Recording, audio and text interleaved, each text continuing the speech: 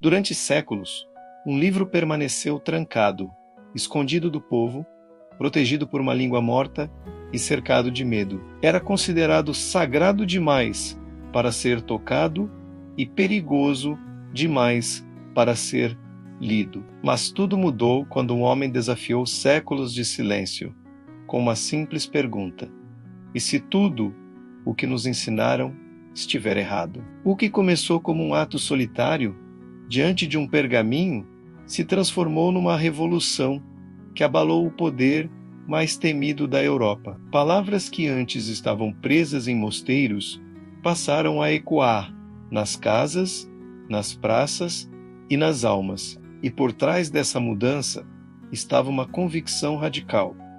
A Bíblia, e somente a Bíblia, deveria ter a última palavra. Mas por que a simples leitura das Escrituras causava tanto temor às autoridades? O que havia ali que poderia abalar impérios e reacender a fé de milhões?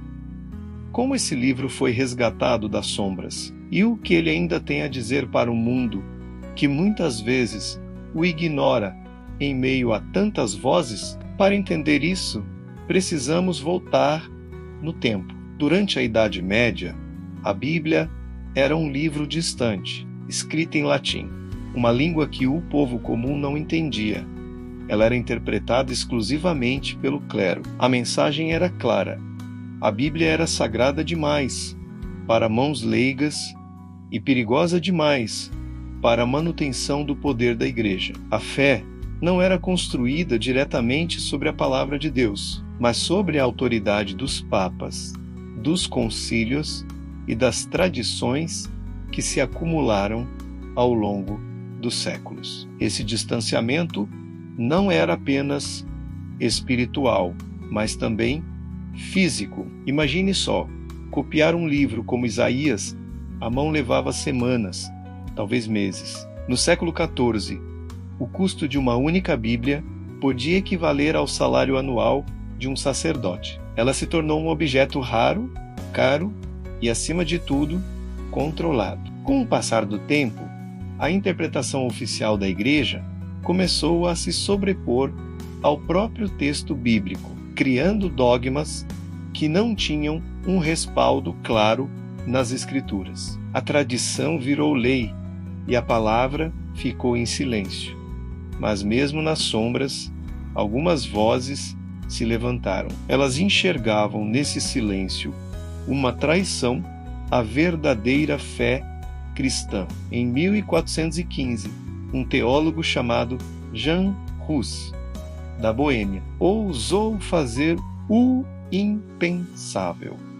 Ele comparou os ensinamentos da Igreja com o que a Bíblia realmente dizia e declarou: espere aí, isso é diferente do que a Igreja ensina. Sua coragem lhe custou a vida. Ele foi queimado na fogueira como herege. Mas antes de morrer, suas palavras ecoaram como uma profecia. Hoje vocês estão assando um ganso, pois seu sobrenome, Hus, significava ganso em sua língua. Mas daqui a 100 anos surgirá um cisne que não poderão cozinhar.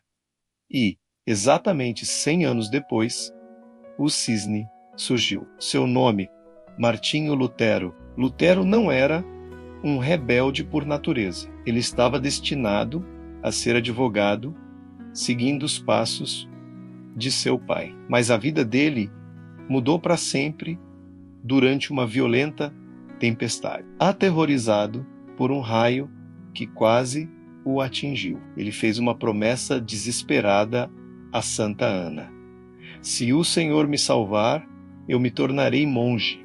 E ele cumpriu sua promessa. Dentro do mosteiro, Lutero mergulhou numa busca angustiante por paz. Ele era atormentado por um sentimento avassalador de culpa e pela incerteza da sua salvação. Ele tentou de tudo, erros rigorosos, longas horas de confissão, autoflagelações. Ele se esforçava para ser o monge perfeito, mas nada aliviava o peso em sua alma. A cada tentativa, ele se sentia mais distante de um Deus que parecia ser apenas um juiz severo e implacável. Foi nesse período de desespero que seu superior o enviou para ensinar teologia na Universidade de Wittenberg. E foi ali, enquanto se preparava para dar aulas sobre o livro de Romanos, que Lutero teve acesso direto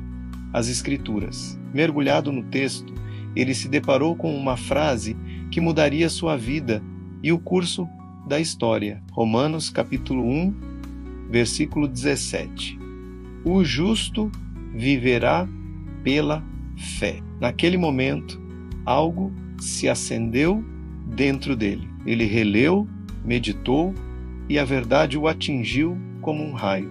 Mas desta vez, um raio de luz. Ele entendeu que a justiça de Deus, da qual o texto falava, não era uma exigência que Deus fazia de nós, mas um presente que Ele nos dava através de Cristo, como Ele mesmo declarou mais tarde. Senti que havia nascido de novo e que tinha entrado no paraíso por portões abertos. A salvação não era algo a ser conquistado por obras ou penitências, mas um dom recebido pela fé. Essa redescoberta da graça trouxe uma liberdade indescritível à sua alma, e com essa nova visão, seus olhos se abriram para os abusos que haviam se tornado comuns na igreja de sua época. O mais escandaloso de todos era a venda de indulgências. Basicamente, a igreja estava vendendo o perdão dos pecados. As pessoas podiam comprar um pedaço de papel que prometia reduzir o tempo de seus entes queridos no purgatório. A frase mais famosa dos vendedores de indulgências era: assim que a moeda no cofre cai, a alma do purgatório sai. Para Lutero, isso era uma afronta ao sacrifício de Cristo. A salvação, que era um presente gratuito de Deus, estava sendo transformada em uma mercadoria. Indignado, ele agiu. No dia 31 de outubro de 1517, ele redigiu 95 teses, ou pontos, para debate, questionando a prática das indulgências e a autoridade do Papa para perdoar pecados dessa maneira. Ele então as pregou na porta da igreja do castelo de Wittenberg, que funcionava como um quadro de avisos da universidade. Seu objetivo não era iniciar uma rebelião, era um convite acadêmico ao debate, um chamado para que a igreja voltasse às suas raízes bíblicas. Mas suas palavras, impressas e distribuídas rapidamente, graças à recente invenção da prensa de Gutenberg, se espalharam como fogo por toda a Alemanha e Europa. O que começou como um debate teológico se tornou uma ameaça direta à estrutura de poder e às finanças da igreja. A reação foi rápida e severa. Lutero foi chamado para se retratar, para negar o que havia escrito. Em 1521, ele foi convocado para a Dieta de Worms, uma assembleia imperial, onde ficou diante do imperador Carlos V e dos homens mais poderosos da época. A pressão era imensa. De um lado, todo o poder político e religioso da Europa, do outro, um monge solitário, armado apenas com sua consciência e as Escrituras. Quando lhe foi exigido que renegasse seus escritos, Lutero pediu um dia para refletir.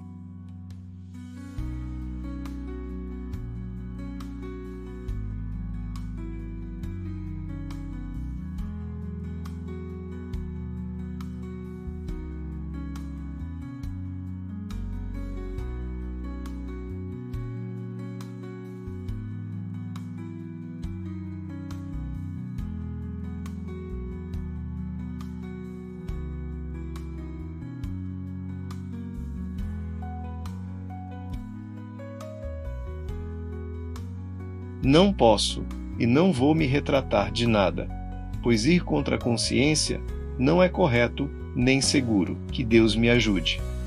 Amém. Com essa declaração, Lutero não estava apenas rompendo com a autoridade papal, ele estava fazendo algo muito mais radical.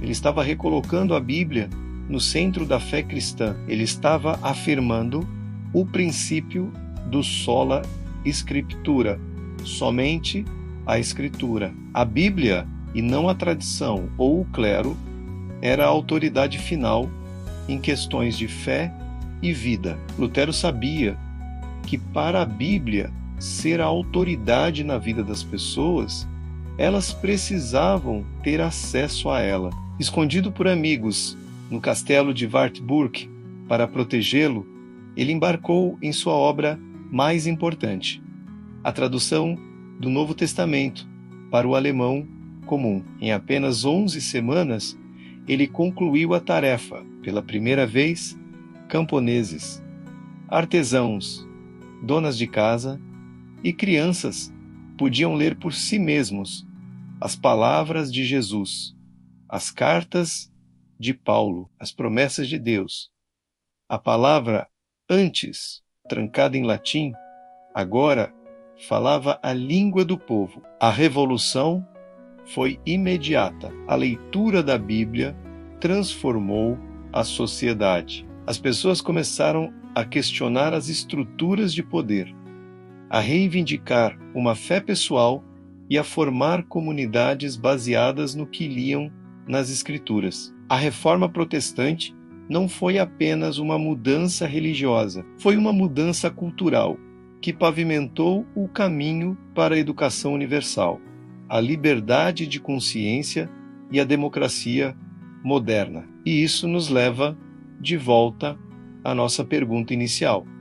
Por que a simples leitura da Bíblia causava tanto temor às autoridades da época? O que havia de tão perigoso naquelas palavras? O perigo estava na verdade. A Bíblia revelava uma mensagem de liberdade que minava o controle da instituição. Ela ensinava que a salvação é pela graça, através da fé, e não por obras ou dinheiro, o que acabava com o negócio das indulgências. Ela ensinava que todo crente é um sacerdote, com acesso direto a Deus através de Jesus, sem a necessidade de um intermediário humano, o que desafiava a hierarquia da igreja. Ela ensinava que a lealdade suprema de um cristão é a Deus e a sua palavra, e não a homens ou instituições, o que abalava o poder político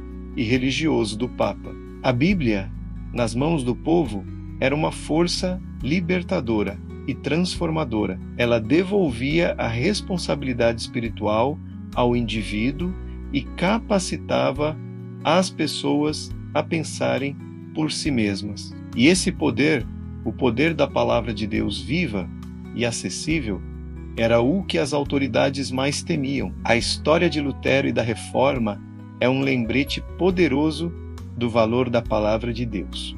Um livro pelo qual pessoas lutaram, traduziram e até morreram para que pudéssemos tê-lo em nossas mãos hoje, em um mundo cheio de opiniões, ruídos e distrações. A pergunta que ecoa através dos séculos ainda é relevante. Será que estamos dando à Bíblia o lugar central que ela merece em nossas vidas? A mesma palavra que libertou Lutero de sua angústia e transformou um continente inteiro ainda tem o poder de falar hoje, de trazer liberdade, esperança e direção. O convite para abrir este livro, para ler, meditar e deixar que sua verdade nos transforme. Continua de pé. Obrigado por assistir e nos acompanhar nesta jornada pela história. Se você gostou deste vídeo, não se esqueça de deixar seu like, compartilhar com seus amigos e se inscrever no canal para mais conteúdos como este. Até a próxima!